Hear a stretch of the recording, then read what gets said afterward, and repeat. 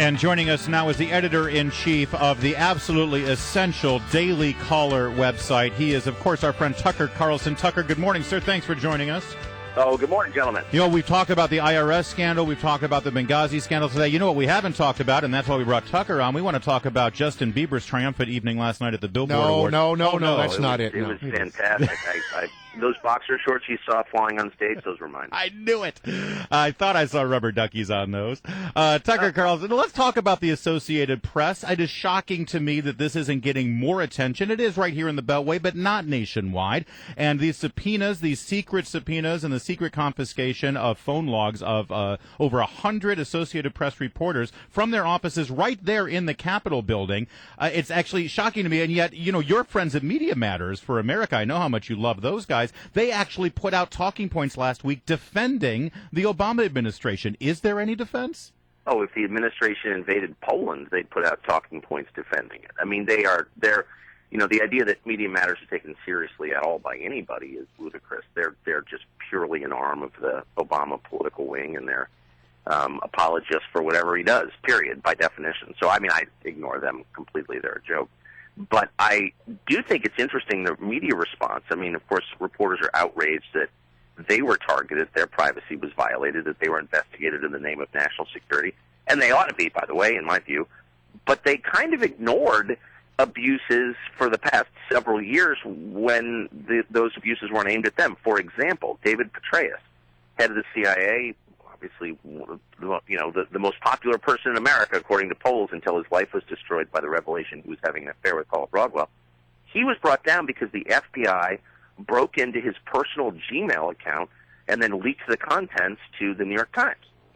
And nobody said anything. I mean, we were sort of caught up in the sleaziness of the affair, et cetera. Right. But there was, at its core, a pretty deep issue around privacy and national security. Is the government allowed, without a warrant, to break into your personal email and then tell everyone what is in it? You know, I'm beginning to worry about this U.S. Attorney for the District, Machen.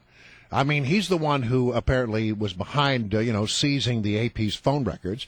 There's another story out today that I'm beginning to read a little bit more that involves actually a friend of mine and a friend of yours, Tucker, James Rosen, and another leak investigation that was conducted at the Justice Department. We're learning that not only did they go after phone records, I don't know if they went after Rosen's phone records in this case, but they were actually tracking them based on where their key card showed that they moved around the building.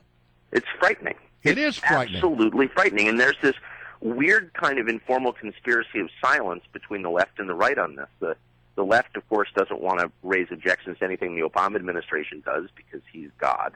And the right has this kind of reflexive response to law enforcement and national security where as long as a government official claims it's in our vital interest to do this, well, we sort of go along with it.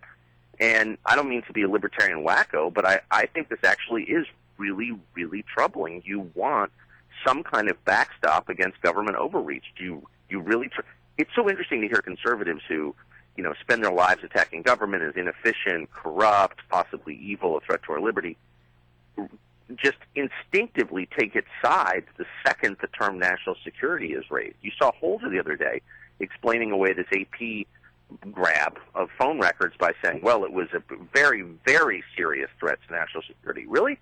Well, I think you should have to justify it in somewhat greater detail than that. I mean, we're taking your word for this? Since when? Why should we do that? Tucker, why did you do this? Explain yourself. Someone ought to make him, but no one is. Tucker Carlson, let's test those libertarian wacky ideas there for a minute and pivot to the IRS story, because a lot of people are seeing this as possibly Exhibit A as to why the IRS is completely out of control, and this could be a move toward a flat tax. So actually, you remove the power from the IRS, therefore they can't be as corrupted as they appear to be right now. Do you think that there's a window of opportunity there? No. I mean, there's nothing I more fervently want than a flat tax, because I think the income tax is the problem. You have a system where a pretty small percentage of the population pays for everything, and that's why government is growing out of control, because the average person has no idea what it costs because he's not paying for it. So I actually think this is the reason we have this massive debt. It's the reason that our society is more divided than ever, because we're not actually paying our fair share. As a group, some people are paying more than their fair share, and most people aren't paying anything. It's a huge problem. But no, I mean, there are too many. Look, Washington would cease to exist if we had a flat tax. Every single one of my neighbors would be unemployed. But I sort of think that Congressman Mike Kelly, who's going to be on the show in just a bit, has found the right argument for that. That just it really angers people. He says, and basically his point is this: that if the IRS says, well, it was mistakes were made, sloppiness, couple of rogue guys, but really just some sort of sloppy work here, and we made mistakes. But bad customer service. But if a taxpayer falls even a little outside some of these regulations that the IRS imposes, regulations that are so voluminous that it takes a supercomputer to go through all of them. You need a whole wing of lawyers to interpret them. If you get just a little astray, they show absolutely no mercy to you.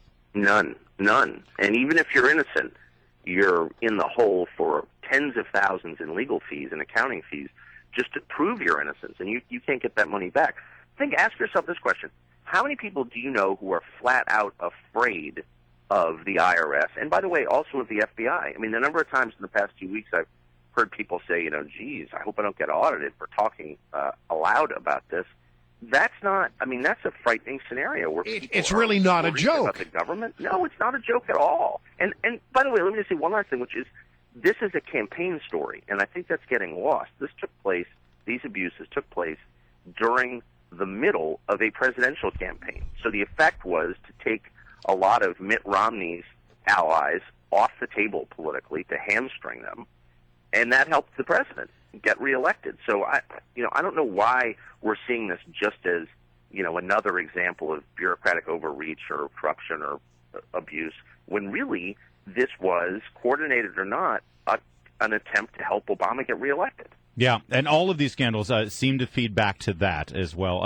Tucker Carlson, editor of Daily Caller, and also the weekend host on Fox and Friends. Thanks for joining us today, as always. And by the way, Hating Breitbart, the documentary, is now on iTunes and DVD. And Tucker, you are fantastic in that movie. I have not been able to praise you for your work. I have not seen it. I have the DVD sitting on my desk, but I don't have a DVD player on my computer. You need to see it. There is a moment between What? you and Andrew talking about Terry Moran of Nightline that is absolutely it'll bust your gut. It's hilarious. You're the executive editor, and they don't give you a DVD player in your computer? I don't know. Really? Honestly, I gave up computers last year. All right. Tucker, thanks so much for joining us. Always great to have you.